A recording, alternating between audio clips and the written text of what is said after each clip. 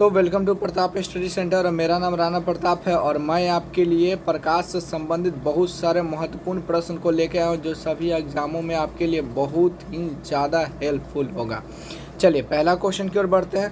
प्रकाश की किरणें गमन करती हैं, कौन सी रेखा में गमन करता है? आप देख सकते हैं, बताइए कौन सी रेखा में गमन करेगा। तो प्रकाश की किरणें जो है सीधी रेखा में, टेढ़ी रेखा में या किसी भी दिशा में या इनमें से कोई नहीं। तब प्रकाश की किरणें गमन करती है सीधी रेखा में, आपका गमन करता है, सीधी रेखा में हो जाएगा।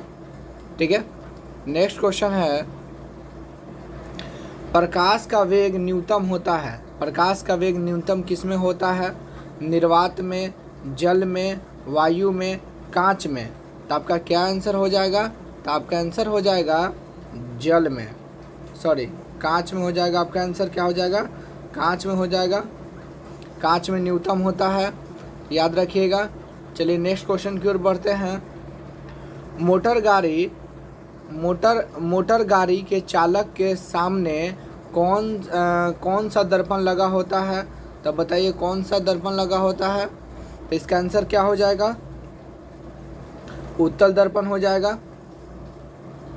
नेक्स्ट क्वेश्चन की ओर आगे बढ़ते हैं। मोटर कार के हेडलाइट में कौन सा दर्पण का प्रयोग होता है? मोटर कार के हेडलाइट में, देखिए यहाँ पे क्वेश्चन पढ़िए क्या था। मोटर गाड़ी के चालक के सामने, मोटर गाड़ी के चालक के सामने, सामने बोलेगा तो उत्तल दर्पण हो जाएगा। और यहाँ पे बोला मोटर कार के हेडलाइट में किसका प्रयोग किया था? हेडलाइट पूछ रहा, तो आपका आंसर क्या हो जाएगा? बताइए क्या आंसर हो जाएगा? समतल दर्पण, उत्तल दर्पण, अवतल दर्पण या आपका उत्तल लेंस हो जाएगा। क्या आंसर हो जाएगा? तो ये आपका हो जाएगा अवतल दर्पण हो जाएगा, याद रखिएगा अवतल दर्पण। चलिए नेक्स्ट क्वेश्चन की ओर, 5वें नंबर। समतल दर्पण द्वारा बना प्रतिबिंब कैसा होता है? बताइए कैसा होता है? इसमें दिख नहीं रहा है। 5वां नंबर, 5 का बी काल्पनिक, याद रखिएगा। 4 ऑप्शन था, 2 को पता नहीं मिट गया, याद रखिएगा क्या होगा इसका आंसर। तो इसका आंसर हो जाएगा आपका काल्पनिक हो जाएगा। ठीक है, नेक्स्ट क्वेश्चन की ओर आगे बढ़ते हैं। यहाँ पर था, देखिए लेंस का क्षमता का एसआई मात्रा क्या होता है? लेंस की क्षमता का एसआई मात्रा क्या होता है? तो आपका आंसर क्या हो जाएगा? डायोप्टर हो जाएगा। इसका आंसर क्या हो जाएगा? डायोप्टर हो जाएगा। नेक्स्ट क्वेश्चन की ओर आगे बढ़ते हैं। प्रकाश की किरणें का पथ दर्शाने वाला चित्र को कहा जाता है? बताइए क्या आंसर हो जाएगा? तो किरण आरेख इसका आंसर हो जाएगा। क्या हो जाएगा? प्रकाश की किरणें को दिखाने वाला आरेख कहलाता है किरण आरेख। प्रकाश की किरणें का पथ दर्शाने वाले चित्र को क्या कहते हैं? किरण आरेख कहते हैं। चलिए 8वें नंबर क्वेश्चन पे आ जाइए। 8वां नंबर क्वेश्चन आपसे कहता है कि 2D क्षमता वाले लेंस का फोकस अंतर क्या होगा? तो इसका आंसर क्या हो जाएगा? तो आप इसको याद रखिएगा, इसका 50 हो जाएगा। आप बना के देख सकते हैं, न्यूमेरिकल से। चलिए, प्रकाश की किरणें के समूह को कहते हैं, क्या कहते हैं जी? इसका आंसर बताइए क्या हो जाएगा? किरण पुंज कहते हैं। प्रकाश की किरणें के समूह को हम लोग किरण पुंज कहते हैं। अब बीम ऑफ लाइट, इसका नाम हो जाएगा बीम ऑफ लाइट। चलिए 11 नंबर क्वेश्चन पे आ जाइए। उत्तल लेंस की क्षमता होती है, उत्तल लेंस की क्षमता क्या होती है? तो बताइए ऋणात्मक होगा, धनात्मक होगा या दोनों होगा? तो इसका आंसर मान लीजिएगा आप लोग का धनात्मक होता है। ठीक है, चलिए आगे क्वेश्चन की ओर बढ़ते हैं। अवतल दर्पण की क्षमता होती है, तो अवतल दर्पण की क्षमता क्या हो जाएगा? ऋणात्मक हो जाएगा। उत्तल का लेंस का क्षमता धनात्मक होता है और अवतल का ऋणात्मक होता है। उत्तल का धनात्मक, अवतल का ऋणात्मक होता है। चलिए आगे बढ़ते हैं। उत्तल लेंस को क्या कहते हैं? उत्तल लेंस का एक और नाम है, उसको क्या कहते हैं? तो हो जाएगा इसका अभिसारी लेंस, इसको कहा जाता है। इसका आंसर क्या हो जाएगा? अभिसारी लेंस। चलिए 14 नंबर क्वेश्चन की ओर बढ़ते हैं। अवतल लेंस को कहते हैं तो उसे हम लोग क्या बोले थे? यहाँ पे देखिए, अभिसारी कहे थे। उत्तल लेंस को क्या कहे थे? अभिसारी कहे थे। तो अवतल लेंस को क्या कहेंगे? अवतल लेंस को क्या कहेंगे? तो अवतल लेंस को अपसारी कहेंगे। अपसारी। नेक्स्ट क्वेश्चन की ओर बढ़ते हैं 15 नंबर।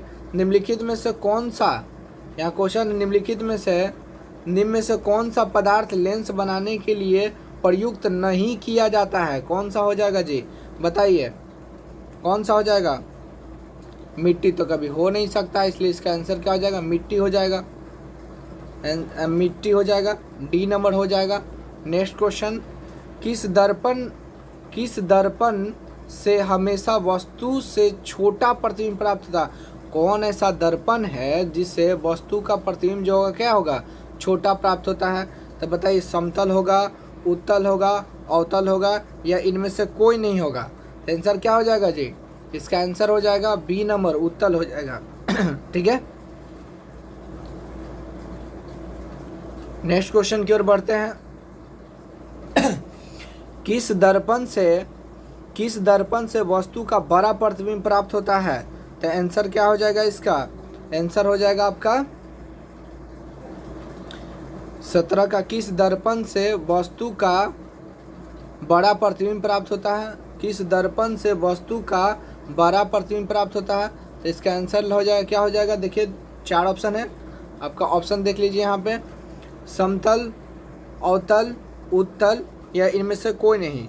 तो 17 का क्या आंसर हो जाएगा? तो भाई आपका आंसर अवतल हो जाएगा, याद रखिएगा। नेक्स्ट क्वेश्चन की ओर बढ़ते हैं। प्रकाश के परिवर्तन के कितने नियम होते हैं? तो प्रकाश के परिवर्तन के मात्र 2 नियम होते हैं। कौन कौन नियम होते हैं देख लीजिए। जब आपतित किरण, परावर्तित किरण और अभिलंब तीनों एक ही बिंदु पर होता है, तीनों समतल दर्पण के एक ही बिंदु पर होगा, और दूसरा जो होगा आपतित कोण जो होगा परावर्तित कोण के बराबर होता है। नेक्स्ट, जब प्रकाश की किरण हवा से कांच में प्रवेश करती है तो मुड़ जाती है। क्यों मुड़ जाती है? जब प्रकाश की किरण हवा से कांच में प्रवेश करती है तो मुड़ जाती है। किस ओर मुड़ जाएगा जी? तो आपका आंसर क्या हो जाएगा? तो अभिलंब के निकट, यानी अभिलंब की ओर, अभिलंब के पास आ जाती है। चलिए 20 नंबर क्वेश्चन, फोटोग्राफी में किसका प्रयोग होता है? कौन सा लेंस या दर्पण का प्रयोग होता है? तो याद रखिएगा, इसका क्या आंसर हो जाएगा? तो उत्तल लेंस का प्रयोग होता है। फोटोग्राफी में उत्तल लेंस का प्रयोग होता है। नेक्स्ट क्वेश्चन, साइड मिरर के रूप में किसका प्रयोग होता है? अवतल का, उत्तल लेंस का, या प्रिज्मों का? देखिए 4 ऑप्शन है आपका, 4 ऑप्शन है। साइड मिरर के रूप में किसका प्रयोग होता है? अवतल दर्पण, उत्तल लेंस, या प्रिज्म। 4 ऑप्शन में से कौन सा हो जाएगा? तो आपका हो जाएगा उत्तल दर्पण। इसका टिक कर लीजिए, उत्तल दर्पण हो जाएगा। ठीक है, चलिए नेक्स्ट क्वेश्चन की ओर आगे बढ़ते हैं। एक अवतल दर्पण की फोकस दूरी 10 सेंटीमीटर, तो वक्ता त्रिज्या क्या होगा? तो इसका आंसर क्या हो जाएगा बताइए आप लोग? इसका आंसर हो जाएगा 20 हो जाएगा। कैसे 20 हो जाएगा? क्योंकि हम लोग जानते हैं कि R बराबर क्या होता है?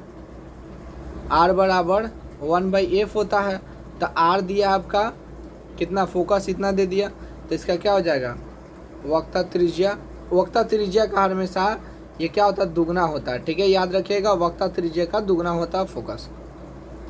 चलिए नेक्स्ट क्वेश्चन की ओर आगे बढ़ते हैं। निर्गत किरण एवं अभिलंब के बीच के कोण को क्या कहते हैं?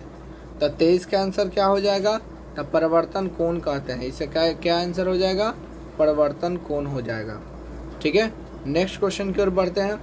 सरल सूक्ष्मदर्शी में किसका उपयोग किया जाता है? तो हो जाएगा आपका, क्या हो जाएगा? कौन सा लेंस का? सरल सूक्ष्मदर्शी में तो हो जाएगा आपका उत्तल लेंस। नेक्स्ट क्वेश्चन की ओर आगे बढ़ते हैं। किस लेंस के द्वारा सिर्फ काल्पनिक प्रतिबिंब ही बनता है? तो बताइए क्या हो जाएगा? अवतल किस लेंस के द्वारा? तो ये अवतल हो जाएगा, याद रखिएगा। किस लेंस के द्वारा सिर्फ काल्पनिक प्रतिबिंब बनता है? तो अवतल हो जाएगा। आप इन सभी को आप देखिए, आप टोटल को रिवीजन कीजिए, बार बार रिवीजन कीजिए। मैं बहुत सारे और भी क्वेश्चन लेकर आने वाला हूँ। ठीक है।